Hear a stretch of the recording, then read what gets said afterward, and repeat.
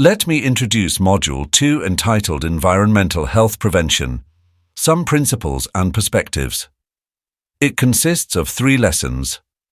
Lesson 1.1 Intro, Environmental Health Risks. Lesson 1.2 Some Concept and Principles. Lesson 1.3 In Practice. My presentation deals with environmental health prevention, and I'll provide some principles and perspectives in this field. I am Paolo Lauriola. I am a medical doctor and an environmental epidemiologist. I'm collaborating with the International Society of Doctors for the Environment, ISDE, and I am the scientific coordinator of the Italian network of Sentinel Physicians for the Environment. In Italian we say RIMSA. I'm also collaborating with the International Network of Public Health Environmental Tracking, INFET. I will introduce some reference broad issues that guide organization and action in the field of environmental health prevention, and I hope the insight I'll provide will benefit you all and your countries. In the past, environmental health problems have often been successfully addressed by controlling a single source of pollutant or exposure.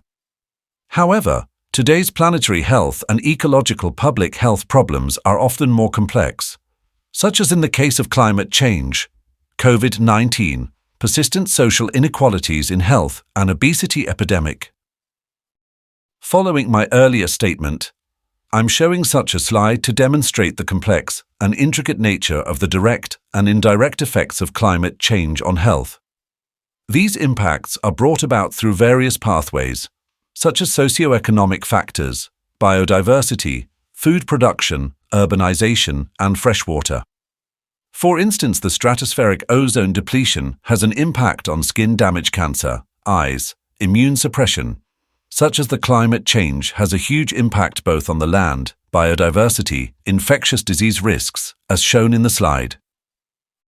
Agriculture is heavily influenced by climate and can affect health in various ways.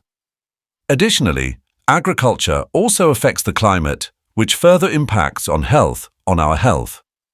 Understanding these complex interactions helps us interpret the environmental effects on health more comprehensively. On the other hand, traditionally, the relationship between environmental threats and health outcomes is described through a linear pathway, starting from the hazard, which leads to the exposure, which drives to the health effect. As some of you are not familiar with the term exposure, in environmental epidemiology, it may be defined as follows.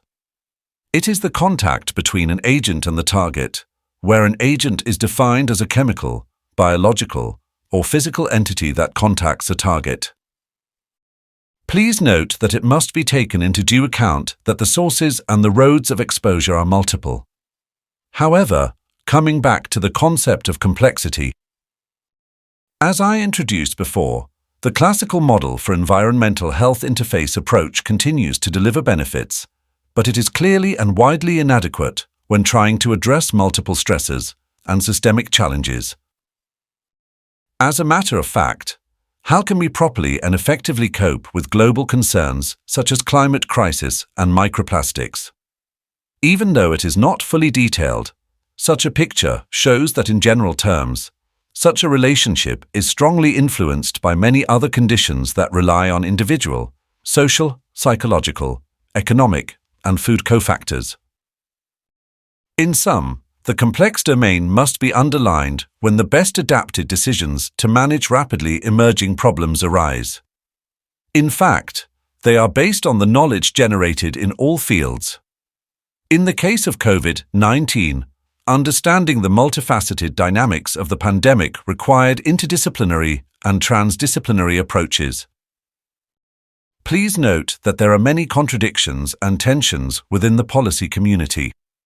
They are unavoidable because of the need to simplify and make a decision, but I think that efforts must be devoted to making sense of the multiple dynamics in and between the different biological, social, environmental, and political economic domains. Another point which will be taken up in this presentation is the one pointed out by the COVID-19 pattern of spread in time and space, which made clear that the distinction between local and global has become superficial. The local ecological and human interaction in Wuhan, in China, have been the origin of the SARS-CoV-2 spillover and have afterwards affected the whole globe. In other words, regional and local political and economic decisions contribute to the global climate crisis. On the other hand, in a globalized economic order, decisions are generally taken far away from where the environmental and social externalities show their negative effect, usually in low-middle-income countries. I introduced the overall interpretation of environmental health issues. Later, I will explain concepts and principles in more detail. Thank you.